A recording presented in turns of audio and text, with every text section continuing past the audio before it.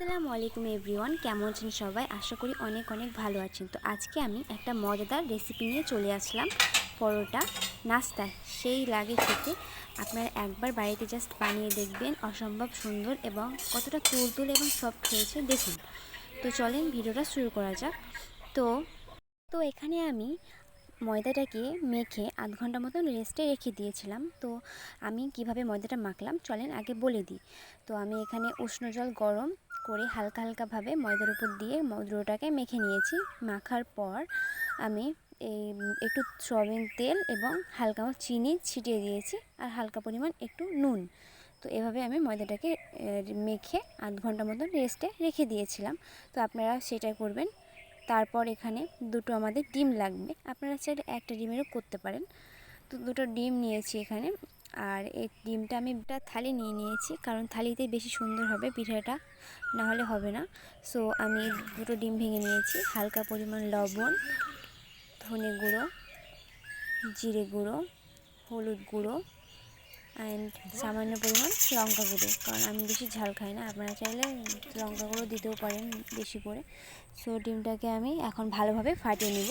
তো আমাদের এখানে ফাটানো কমপ্লিট। আর এরকম ছোট জায়গা নিলে হবে না, কারণ আমাদের পিঠাটা ভালোভাবে ডিমের মিশ্রণে ডুববে না, তার জন্য একটা থালি নেওয়ার চেষ্টা করবে।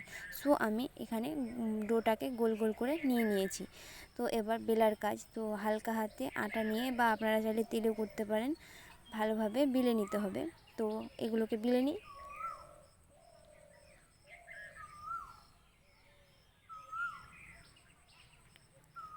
তো আমাদের এখানে বিলে নেওয়া কমপ্লিট। এবার একটা ছুরির সাহায্যে বা চামচের সাহায্যে এপাশ ওপাশ কেটে নিতে হবে। সো আমি কেটে নিলাম।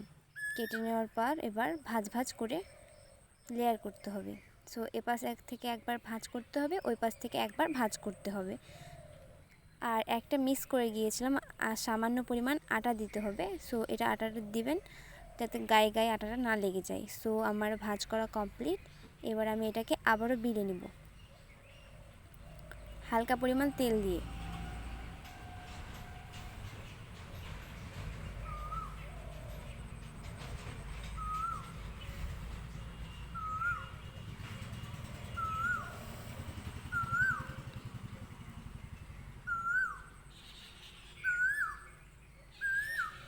আপনারা চাইলেন এরকম বেলুনে না বিলে একটা নর্মাল এরকম দাগ না থাকে ওই বেলুনেও বিলতে পারেন, যেগুলো নর্মাল হয়। সো আমি এবার কড়াইতে হালকা সাদা তেল দিয়ে দিলাম।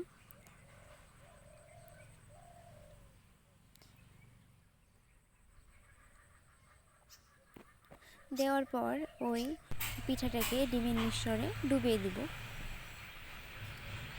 তো ডুবানো কমপ্লিট। এবার আমরা দিয়ে দেবো। তো দিয়ে দিয়েছি।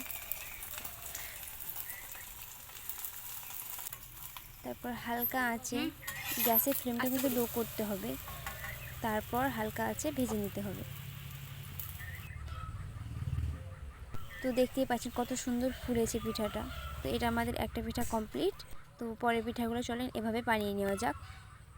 আমি সবটা পিঠা দেখাবো না, জাস্ট 2 থেকে 3টে পিঠা কীভাবে বানালাম সেটাই দেখাবো। তো একই রকমভাবে আমার আম্মু এবার ভাজ করছে।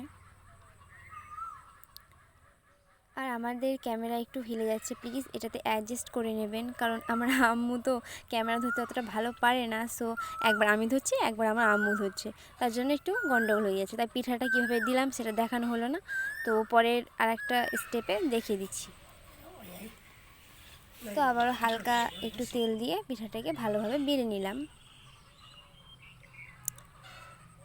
এবার আমি এই পিঠাটা আমি বানাবো। তো এবার পিঠাটা নিয়ে আমি হালকা ডিমের মিশ্রণে ডুবিয়ে দিলাম। সো ডুবিয়ে দেওয়ার পর এপিট ওপিট করে নেব। সো এপিট ওপিট করা আমার কমপ্লিট। এবার আমি কড়াইতে দিয়ে দিব। এটা কিন্তু খুবই সাবধানের সঙ্গে করতে হবে, নাহলে পিঠাটা ছিঁড়ে যাবে। সো দিয়ে দিয়েছি।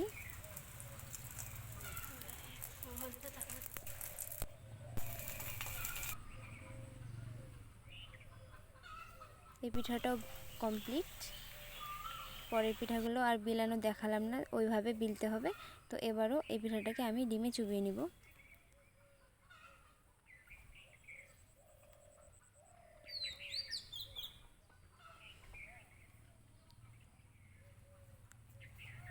তারপর আমি উনুনে দিয়ে দিলাম।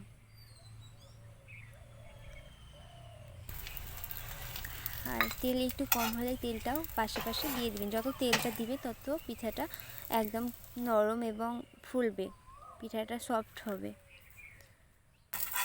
তো পিঠাটাকে এবার উল্টে দেবো, উল্টে দিলাম। আপনারা চাইলে এভাবে তেল ব্রাশও করতে পারেন, তেল ব্রাশ করলে খুবই ভালো। তো দেখতেই পাচ্ছেন পিঠাটা কত সুন্দর ফুলছে আস্তে আস্তে। তো এই পিঠাটা আমার কমপ্লিট, এটাও তুলে নিলাম। এইরকম করে সবগুলো পিঠা আমি বানিয়ে নিয়েছি। তো একবার বাড়িতে বানাবেন, জাস্ট খেতে অনেক মজার নাস্তা। ভিডিওটা ভালো লাগে একটা করে সাবস্ক্রাইব এবং লাইক করবেন, আর কোনো ভুল ত্রুটি হয়ে থাকে আমি ক্ষমা প্রার্থী। তো আজকের মতন এইটুকু, আল্লাহ হাফেজ।